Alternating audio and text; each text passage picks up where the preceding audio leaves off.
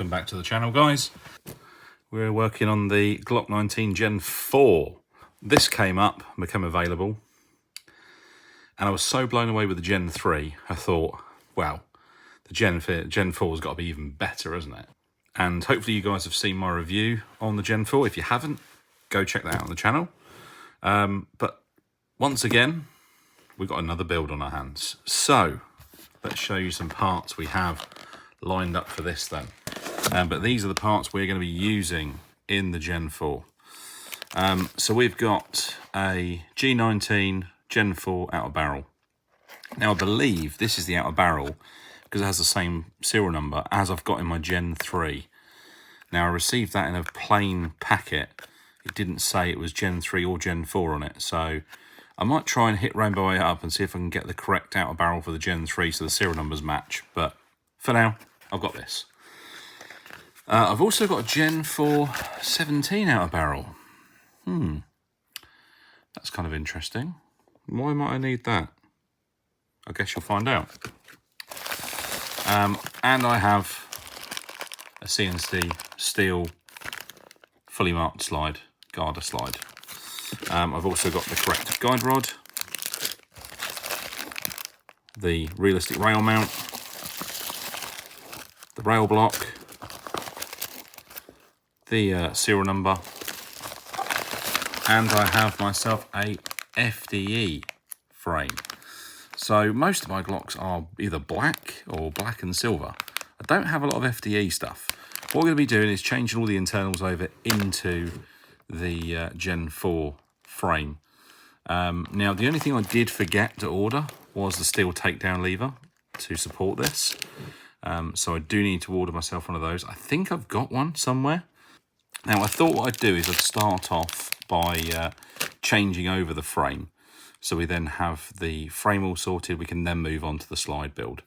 Now I also need the base pistol. Here she is. And you can see that the stock Marui lower is this, plastic. And, don't get me wrong, it's fine.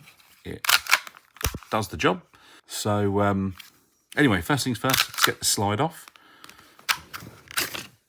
Get that out of the way, and we need to change over all the internals here into the other one except for this front rail block. And the reason why I'm using this one is that we've got these stainless steel rails here, which will be really good for supporting the slide. If I was to fit them in with these are not going to last very long. So yeah, at least they'll be a bit more, well, long lasting, hopefully. So first things first then, we need to remove the magazine catch, which is different on the Gen 4 because it is reversible, as you can see. So reversible on this one, so it can go either way around. Let's take the spring out. We need to take our takedown lever out as well. Now you've seen me do this before, guys, so I'm not going to go into massive detail because at the end of the day, this is actually no different to the Gen 3 from here back. So all this, as far as I'm aware, is identical. So next thing I'm going to do is remove the hammer unit. Undo that screw. Punch that pin out.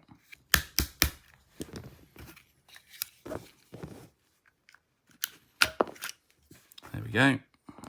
That should now lift out. I'm just going to pull the trigger here. There we go. So nothing's under tension. How that comes. But that does look identical to the Gen 3 internally. Okay, so next thing we need to do then, now one thing it is a bit different, I can see there's a screw in here right at the back. Hopefully you can see that down there, just down here, which holds the weight in, I think, that's in the back of the grip here. Oh no, it's for the grip panels.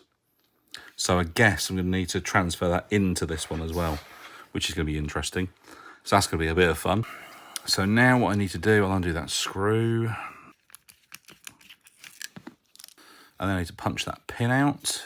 To punch the pin out, remember I need to press the slide catch spring down. There we go. And then I need to punch that pin out, which should come out this way. and then the slide catch and spring should come out, and then this section should lift out.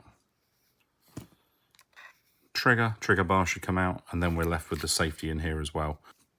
I am going to have to remove the little locking system in the back here. The thing is, I don't have the tan inserts, so I don't know whether it's worth doing that or not, because I'll only be able to clip black ones on the back. Should I have a look first and see if this actually will support that? I assume it does. Yeah, it does. There's a screw in the back. So we know that will support that. It looks like it's actually only one screw that holds it in. So you know what? If it's one screw that holds it in, it's worth doing, isn't it? Let's be honest.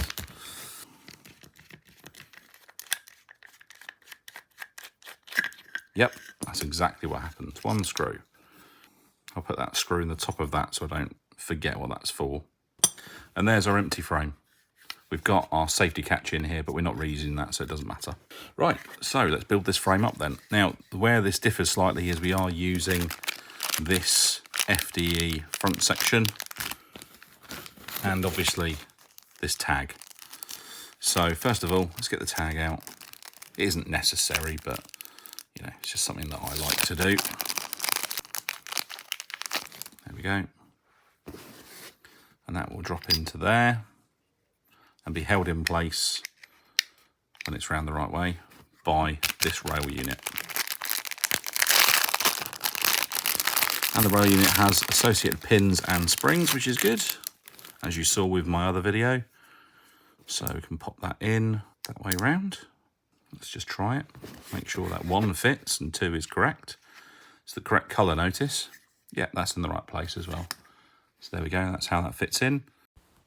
Notice as well, these new garter inserts fit seamlessly with the frame. So it's a nice smooth transition. So we need this spring out of here. Now, if I remembered on the other one, I had to bend this out slightly because it was a bit weak.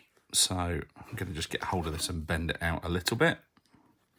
Now, the reason why I might need to bend this out is because on the other frame, it obviously has a large safety catch at the bottom. So bend that out a bit. That will give it a bit more tension. There we go. Perfect. That can go back on. And this will actually cut down on some weight as well. Obviously, this is ABS as well. If you remember from my previous video, the garter lowers, you get screws with the kit. This little baggie in here. I'm obviously going to need the front one.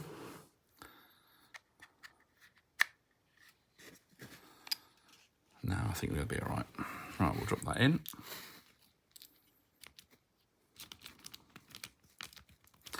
There we go. So that's all in there. You can see that fits really flush on the inside there, which is the larger opening for the Gen 4 on the front of the frame there. So that is the frame installed. Next thing I'm going to need to do is, I suppose I can install the takedown lever, even though I'm going to change this. This is for G17 Gen 4 or G19 Gen 4, so it's actually the correct one. So at least then I don't need to use the stock one. I've got a steel one, which is the correct one for this now. Now, if you remember on this, guys, this has got to be installed with the chamfer. That chamfer there has to be facing forwards towards the front of the pistols. It goes in like that. We're going to slide this in from whatever side you want. It doesn't really matter. There we go. Next thing we're going to want to install, we'll probably do our trigger. Now, the garter frame does come with a new trigger bar spring. So we're going to take full use of that. So we're going to lose that spring, which I think is quite a nice design actually, but it is a slightly better design for this one. So that hooks on there. We'll drop this into position and the spring will go into that little slot there, which is perfect. I'll install the block into the top there, and then I'm going to do my slide release. Now, I could do the slide release before that. However, I think I'm potentially going to run into issues with it moving around. So at least with it like this, I can sort that out. So there we go. That's in there now. Right, so we're going to pop our trigger pin back in. There we go. Just going to slide that in slightly so that goes through. Lovely. Let's give that a bit of a push in. Nice. There we go. That's in there nicely. And then we need to install our top pin. So I'm going to install it from this side to begin with so I can get the spring in the correct position. There we go. And then you can see that pin goes through to a certain point here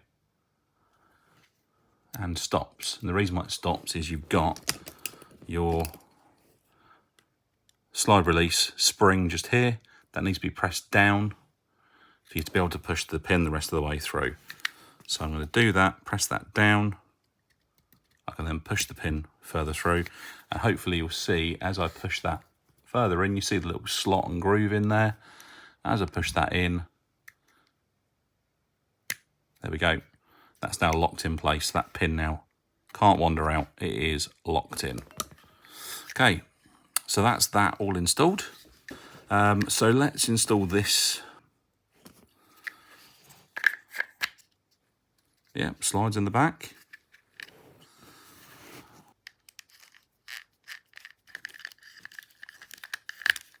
There we go. That's installed, so at least we can still use that. I mean, I won't, but at least we can if we really want to. So anyway, next thing is our hammer unit. Now remember with the hammer unit, if you remember from the Gen 3 video on doing this spring at the back here has to sort of make sure you push that down and in the correct position. The reason why I've got the hammer forwards here is it means there's less tension on the valve locker. So the valve locker's not under tension, I'm not holding it. So I'm going to pull the trigger slightly, lift this up.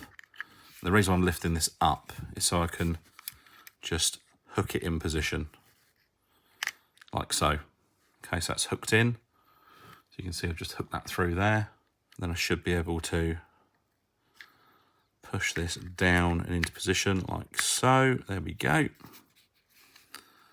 I'm now going to do the pin. And then we just need to install our rear screw. Now, if you remember, this is on an Allen key now. That can wind in. Now, again, I could go down the route of changing this hammer unit for a Garda one. But if you remember, I've said to you guys before, I have nothing but problems with Garda hammer units usually. So I try to avoid them if I can. So last thing I need to do, which was the first thing we did, was to install the magazine catch. So I'm going to install the spring. So I need to drop the spring into position. I can push the magazine catch through, and then I should be able to just lift that in position like so. That's it.